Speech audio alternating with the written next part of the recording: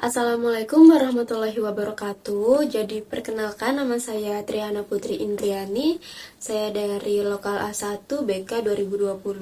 Nah, pada kesempatan kali ini, di video kali ini saya akan ngebahas terkait penjelasan secara rinci mengenai video konseling yang telah saya lakukan di beberapa hari sebelumnya. Saya ingin menjelaskan sedikit nih tentang konseling saya. Jadi konseling saya ini berinisial P. Dia seorang perempuan yang saat ini sedang bekerja sambil melanjutkan pendidikannya, yaitu paket C. Nah, konseling saya ini sebenarnya adalah salah satu anak yang ceria, yang mudah bergaul juga, mudah memiliki banyak teman. Namun, ia mendapatkan suatu tekanan pikiran dari kedua orang tuanya, terutama dari ibunya, karena ibunya mendesak dia untuk segera menikah. Sedangkan konseling saya ini masih berpikir untuk ingin melanjutkan bekerja dan ingin menyelesaikan pendidikannya terlebih dahulu. Makanya konseling ini dilakukan untuk membuat konseling bisa memecahkan masalahnya, bisa sedikit meredakan isi pikirannya yang mengganggu dia di akhir-akhir ini. Nah, jadi saya ingin menjelaskan sebelumnya ini. Ya, Kak. Enaknya dipanggil siapa nih? Kita aja, Kak.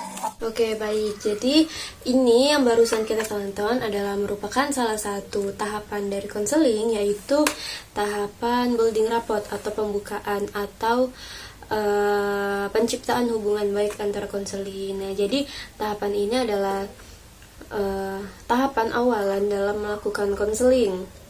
Di tahapan ini juga ada yang namanya menyambut kedatangan konseling. Jadi sebagai seorang konselor sudah seharusnya kita menyambut kedatangan konseling dengan baik dan ramah dan menggunakan senyum seperti itu, supaya si konseling juga merasa bahwa ia itu diterima, kedatangannya diterima di sesi konseling yang akan dilakukan seperti itu.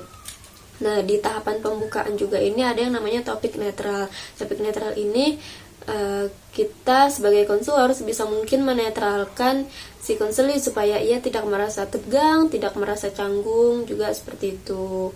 Nah, supaya si konseling ini juga bisa terbuka dalam menceritakan masalahnya nantinya, seperti itu.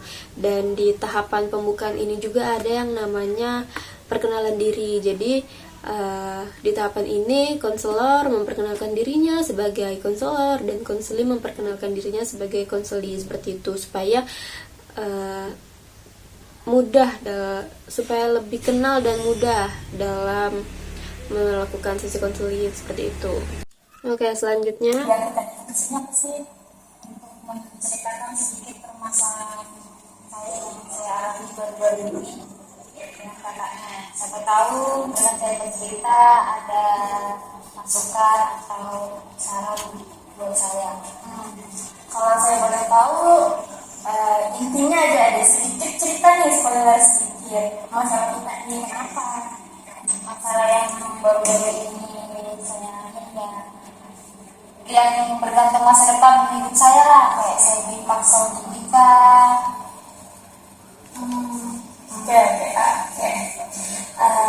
Sebelum kita melanjutkan ceritanya, di sini saya akan menyampaikan batasan-batasan selama kita konseling.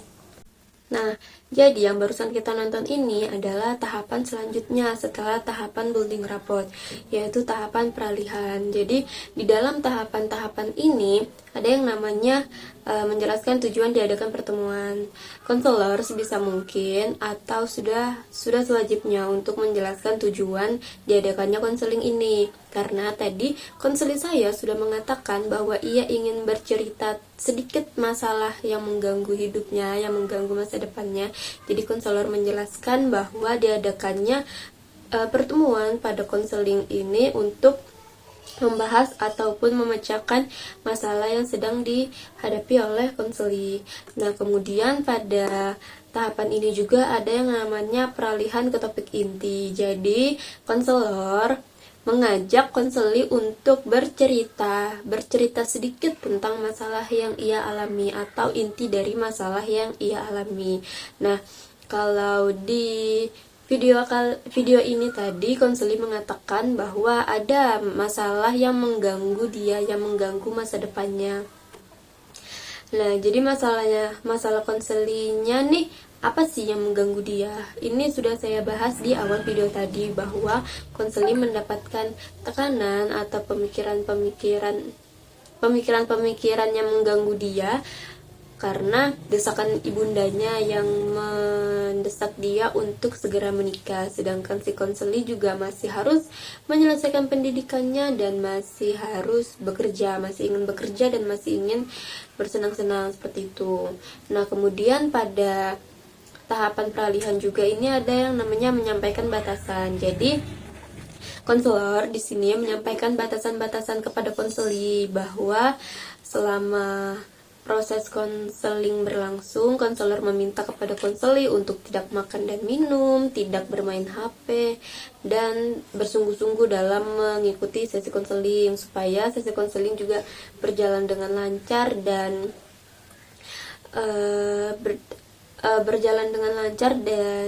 dapat membantu konseli dalam mengatasi masalahnya seperti itu.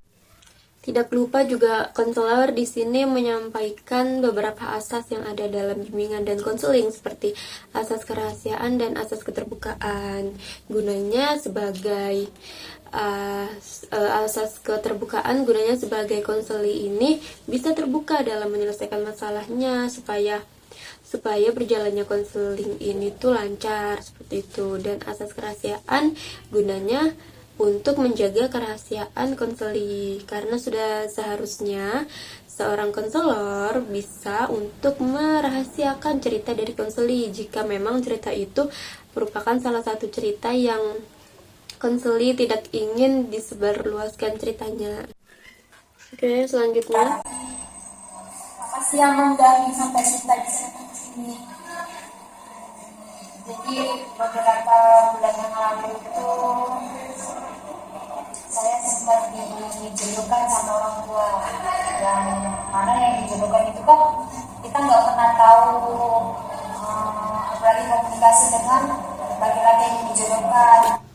Oke, baik. Nah, ini yang barusan kita nonton lagi adalah tahapan selanjutnya pada sesi konseling. Tahapan ini dinamakan topik inti atau treatment.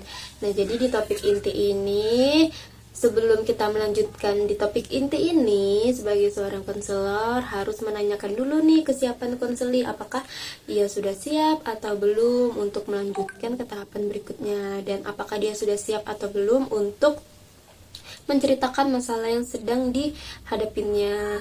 Nah, pada video yang barusan kita nonton ini, konselor telah menanyakan kesiapan kepada konseli, dan konseli siap untuk melanjutkan tahapan berikutnya pada sesi konseling, dan konseli juga siap untuk menceritakan masalahnya. Jadi masalah yang dialami oleh konseli saya ini mengalami desakan untuk segera menikah, didesak oleh ibundanya. Nah, kemudian ibundanya ini beberapa kali pernah nih menjodohkan konseli saya dengan laki-laki pilihannya, yang dimana laki-laki pilihannya ini bukanlah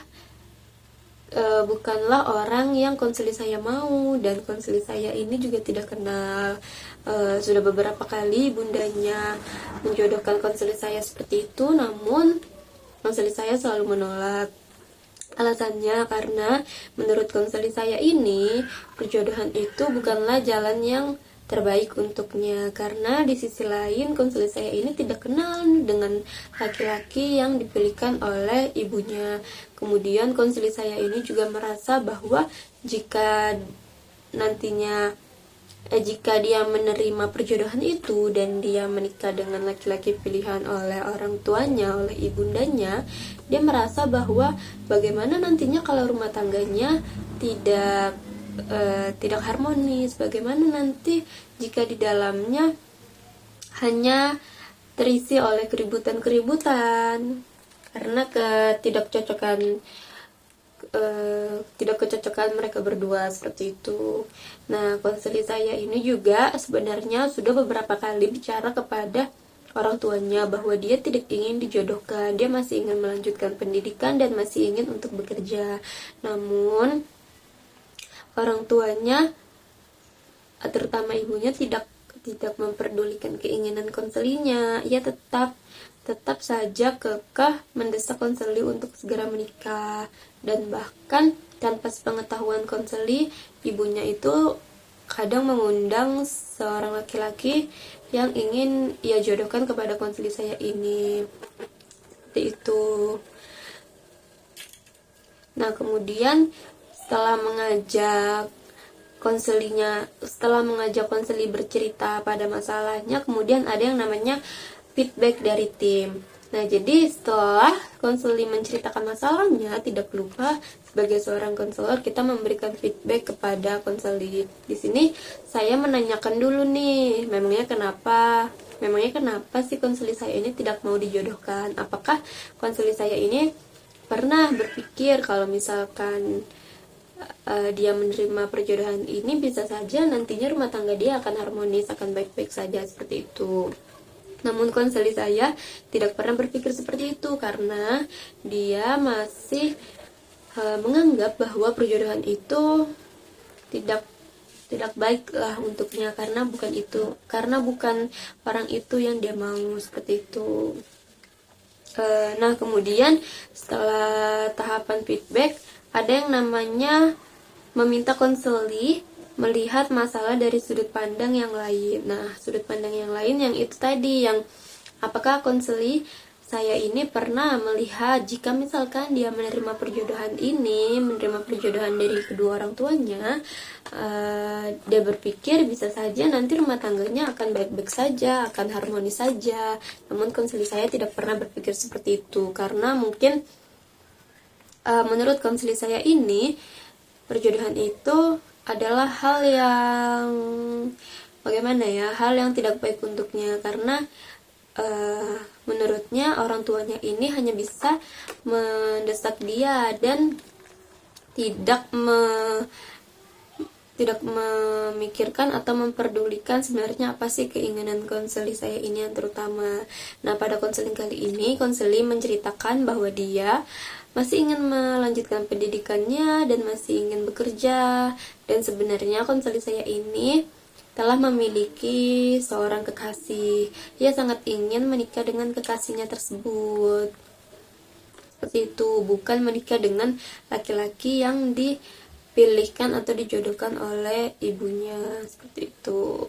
Nah, kemudian selanjutnya ada cari pengecualian saat-saat konseli tidak terbebani.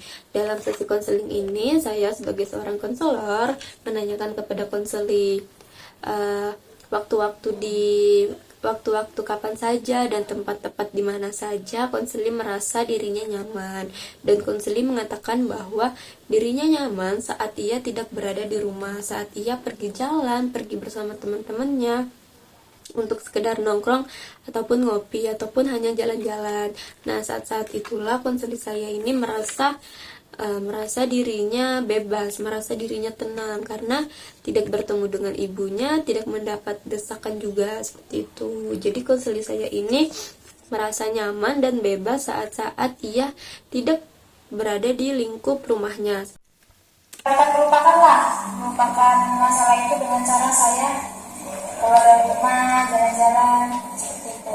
Mungkin Kak Sini, maaf ya, mungkin cuma itu bisa saya ceritakan untuk hari ini, karena saya butuh waktu untuk menenangkan pikiran.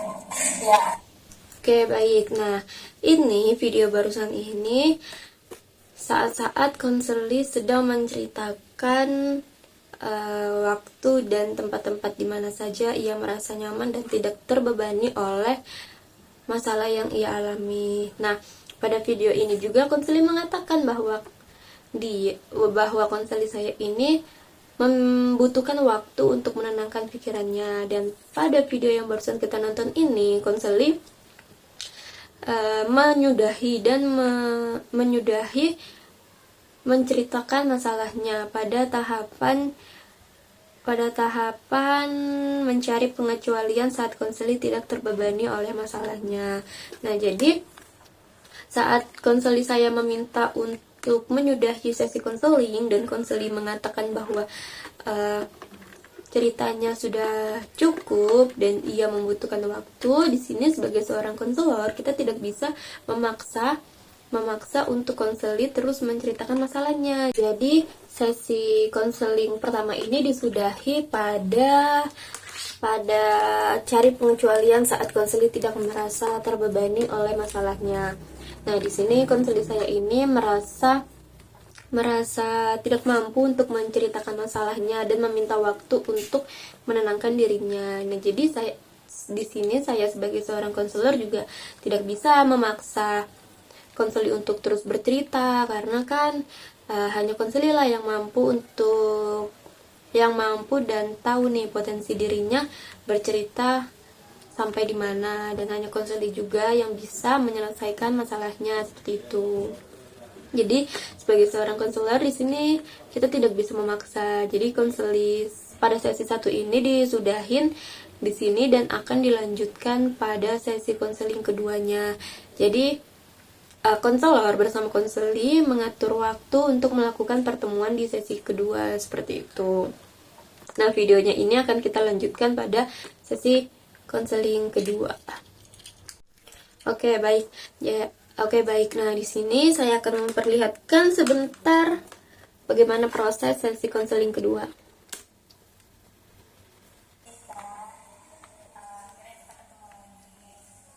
Ini sesi konseling kali ini. Nah, sebelumnya apakah kita udah merasa nyaman? Kita sekarang udah merasa lebih baik dari sini. Oke, kalau kayak gitu, kita akan melanjutkan konseling. Oke, kalau kayak gitu, berarti kita bisa ya untuk melanjutkan sesi konseling pada konseling sebelumnya. Nah, di konseling sebelumnya kan kita udah menjelaskan, udah menceritakan nih isi hati kita bahwa merasa kurang nyaman, merasa beban pikiran karena masalah perbedaan itu. Nah, kalau di sini saya boleh tahu saat-saat kita merasa nyaman dan tidak memikirkan masalah itu kan saat-saat kita ini jalan sama teman-teman kita, keluar dari rumah, keluar dari zona rumah gitu kan. Nah, berarti kita punya dong teman yang bisa kita anggap sebagai tempat bercerita. Oke. Nah, jadi video yang baru kita nonton ini adalah video sesi kedua saya sebagai seorang konselor dan konseling saya melanjutkan sesi konseling. Nah, jadi pada sesi kedua ini sebelum melakukan sesi konseling juga tidak lupa konselor tetap menanyakan kesiapan dari konseling, apakah konseling siap untuk melanjutkan konseling apa tidak. Nah, di video kali ini konseling saya sudah siap untuk melanjutkan sesi konselingnya lagi. Di sesi konseling pertama kan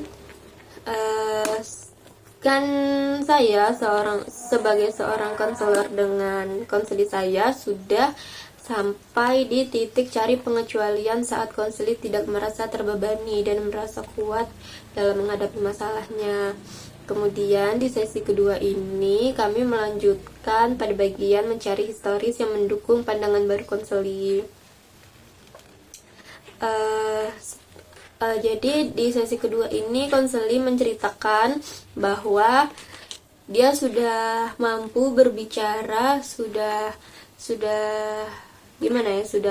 kuat juga berbicara kepada orang tuanya, terutama ibunya, bahwa sebenarnya konseling saya ini tidak ingin dijodohkan. Dia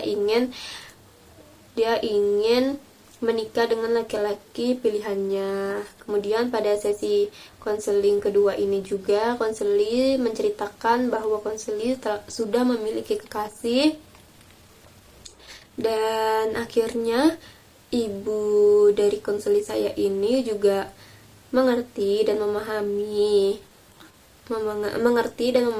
apa keinginan dari konseli saya ini, sehingga sampailah di titik ibundanya ini sudah tidak mendesak konseli saya ini untuk menikah, dan sudah tidak menjodohkan konseli saya ini lagi dengan lelaki pilihannya. Oke, yang selanjutnya.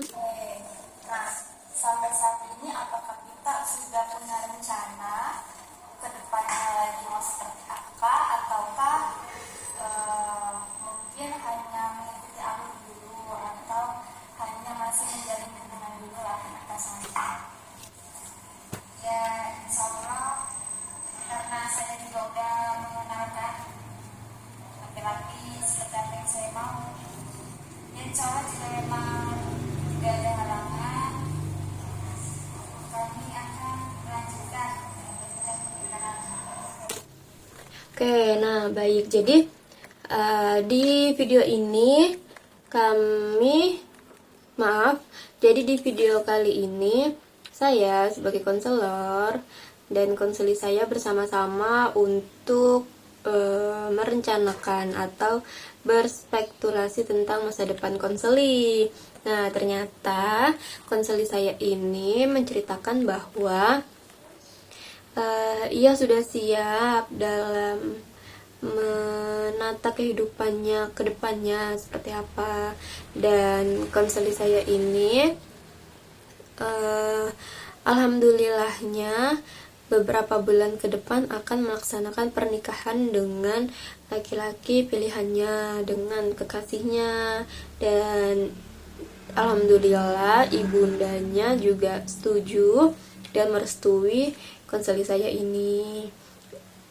Jadi pada tahapan mengajak konseli merencanakan atau berspekulasi tentang masa depannya, konseli saya ini sudah mampu dan matang memikirkan menata masa depannya selanjutnya bersama dengan kekasihnya. Nah, kemudian pada sesi ini juga tidak lupa konselor memberikan dukungan-dukungan kepada konseli agar konseli juga tetap merasa kuat dan tetap merasa ada yang mendukung, ada yang support dia, agar konseli juga tidak pupus harapan, karena kan sampai di titik ini, di tahap ini juga konseli tidak mudah dalam melewatinya seperti itu. Oke, baik, selanjutnya.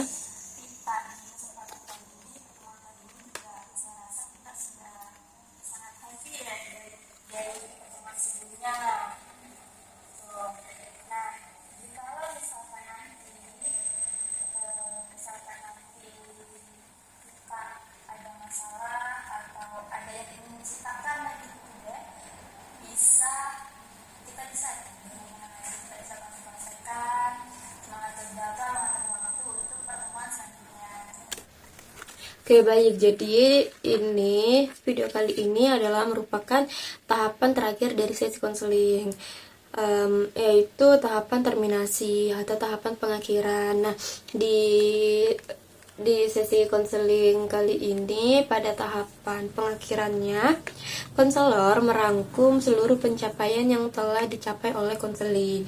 Jadi konselor melihat bahwa konseli sudah merasa cukup tenang, cukup happy juga dalam melanjutkan menceritakan masalahnya juga. Nah, ternyata konselor juga cukup happy karena dia direstui oleh ibundanya, dan cukup happy karena sebentar lagi akan menikah dengan lelaki pilihannya atau dengan kekasihnya.